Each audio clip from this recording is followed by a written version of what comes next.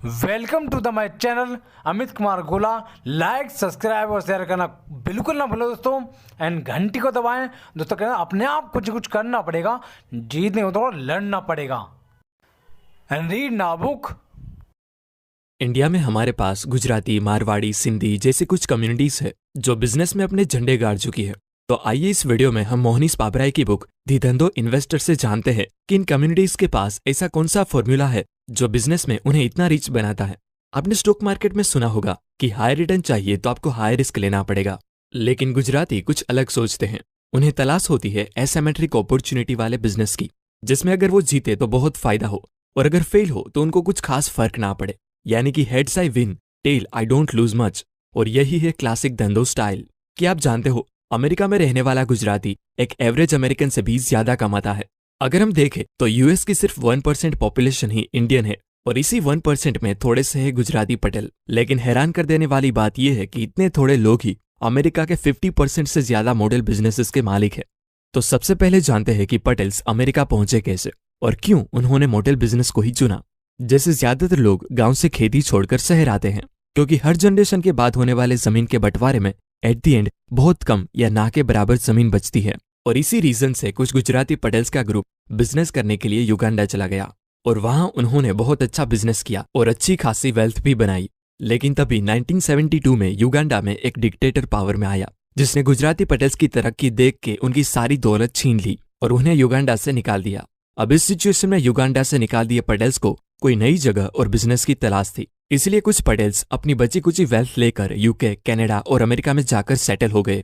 पर क्योंकि गुजराती पटेल्स ज्यादा पढ़े लिखे नहीं थे, इसलिए जब 1973 में वो अमेरिका पहुंचे तो उस ब्रोकन इंग्लिश के साथ अमेरिका में व्हाइट कॉलर जॉब करना उनके बस की बात नहीं थी। और तभी अरब के कुछ देशों में कॉन्फ्लिक्ट की वजह से अमेरिका में ऑयल क्राइसिस भी चालू था, जिसकी वजह से पेट्रोल के दाम बहुत बढ़ गए थे। लोगों ने घूमना फिरना और ट्रैवल करना बंद कर दिया था। As a result motel business यानी हाईवे पे बने 20 से 25 कमरे वाले छोटे होटल्स की हालत काफी खराब थी और बहुत से मोटेल ओनर्स अपने मोटेल बिजनेस बेचने लगे थे, जिससे मोटेल्स की प्राइस गिर के बहुत सस्ती हो गई थी। और जो मोटेल बिजनेस खरीदना चाहते थे, बैंक उनको 90% लोन दे रही थी। और युगांडा से निकालने के बाद पटेल्स के पास ना ही बहुत ज्यादा सेविंग थी और ना ही रहने के लिए घर। तो इन गुजराती पटेल्स ने 90% लोन बैंक से लेकर और अपनी बची कुची सेविंग्स का डाउन पेमेंट करके मोटेल खरीदे। उनको पता था कि ये प्रॉब्लम टेम्पररी है, थोड़े टाइम बाद जब मार्केट की हवा बदलेगी तो सब फिर से नॉर्मल हो जाएगा।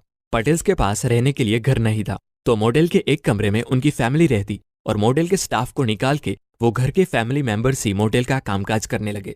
तो इस तरह उन्होंने मोटेल बिजनेस को एक लो कॉस्ट बिजनेस में कन्वर्ट कर दिया ताकि वो इस क्राइसिस में सर्वाइव कर सके। फाइनली ऑयल क्राइसिस खत्म हो गए और मोटेल से पटेल्स को अच्छा खासा प्रॉफिट होने लगा और देखते ही देखते वो मोटेल बिजनेस के मालिक बन गए। ये स्टोरी बहुत ही इंपॉर्टेंट है धंधो फ्रेमवर्क समझने के लिए। तो आइए समझते हैं क्लासिक धंधो फ्रेमवर्क के वो 6 रूल्स जिन्हें फॉलो करके गुजराती और मारवाड़ी कम्युनिटीज इतनी रिच बनती है। Rule number 1, buy existing business. जैसा कि हम सब जानते हैं कि किसी भी बिजनेस को स्टार्ट करने में बहुत टाइम लगता है और इतने एफर्ट लगाने के बाद भी ये जरूरी नहीं कि आपको उस बिजनेस में अच्छा प्रॉफिट हो।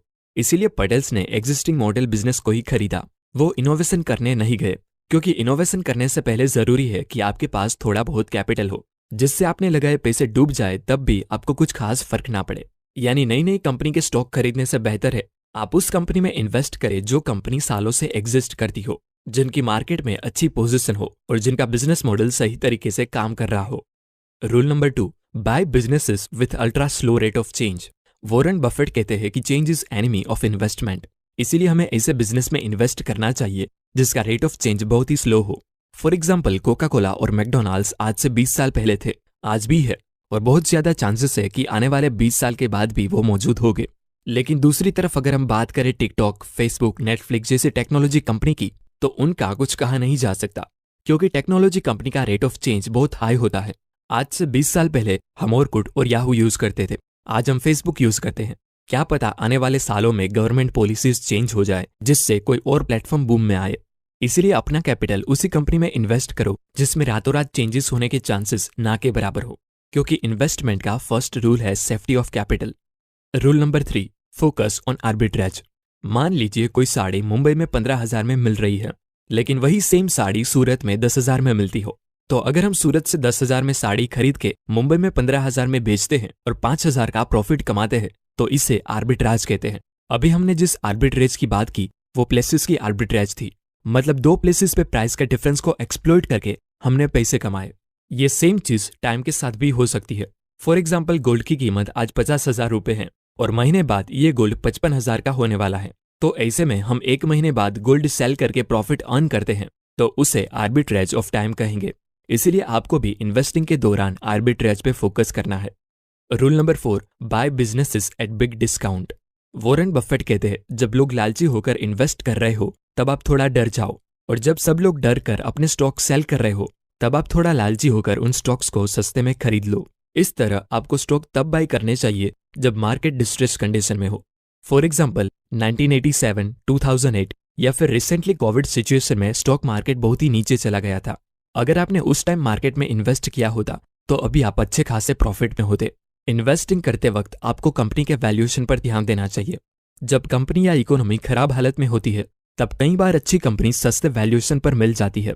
जब कंपनीज किसी शॉर्ट टर्म प्रॉब्लम में फंस जाती है तब लोग उन कंपनीज के शेयर्स बेच देते हैं, जिससे वो बिजनेस सस्ते वैल्यूएशन पर मिल जाता है। यहाँ पर हम किसी एरे गेरे बिजनेस की बात नहीं कर रहे हैं, हम बात कर रहे हैं वो बिजनेस की जो फंडामेंटली स्ट्रांग हो और जिन्हें आप समझते हो। अगर वो बिजनेस किसी शॉर्ट टर्म प्रॉब्लम की वजह से खराब हालत में है और आप उस बिजनेस के लॉन्ग टर्म परफॉर्मेंस के बारे में कॉन्फिडेंट हो तब आप उस बिजनेस में इन्वेस्ट कर सकते हो। एक बात याद रखो, इन्वेस्टमेंट या बिजनेस में मिलने वाले रिटर्न्स आप कितने ज्यादा मार्जिन से स्टॉक बेच रहे हो उस पे नहीं, लेकिन कितने ज्यादा डिस्काउंट पे स्टॉक खरीद रहे हो उस पे डिपेंड करता है। फॉर एग्जाम्पल, किसी प्रॉपर्टी का प्राइस अगर 1 करोड़ रुपीज है और उसे आप 80 लाख में खरीद रहे हो तो बाय करते टाइम ही आपका 20 लाख का प्रॉफिट हो गया।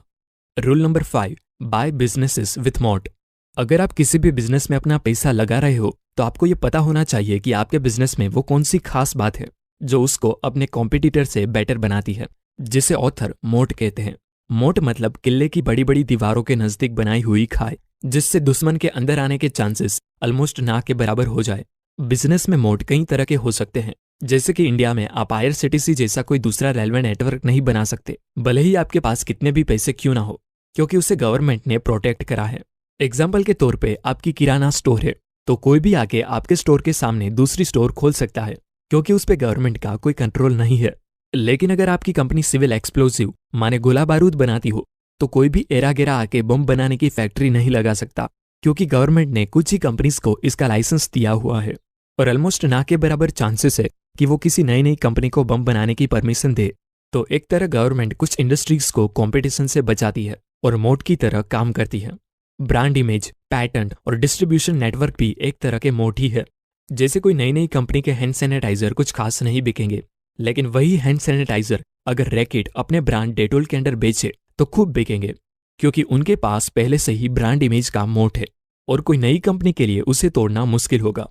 तो कोई भी शेयर खरीदने से पहले आप खुद से पूछिए कि क्या आपकी कंपनी के पास कोई कॉम्पिटिटिव एडवांटेज है भी या नहीं। Rule number 6, bet heavily when odds are in your favour. चलो एक बेट लगाते हैं, हेड्स आया तो आपके पैसे डबल हो जाएंगे और अगर टेल आया तो आपने लगाए पैसे 0 हो जाएंगे। इस सिचुएशन में आप सिंगल बेट पे कितने पैसे लगाओगे?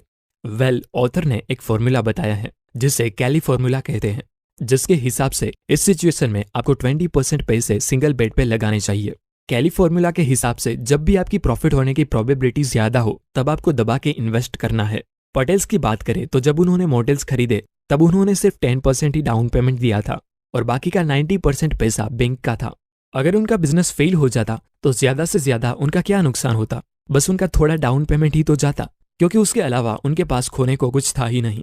यानी कि ऑड्स टोटली उनके फेवर में थे और ऐसे टाइम पे उन्होंने सारे पैसे लगा दिए। और आगे भी जब फिर से रिसेशन आया जैसे कि 9/11, तब उन्होंने सेम प्रिंसिपल यूज करके हैवीली इन्वेस्ट किया और कई और मॉडल्स को भी सस्ते में खरीद लिए।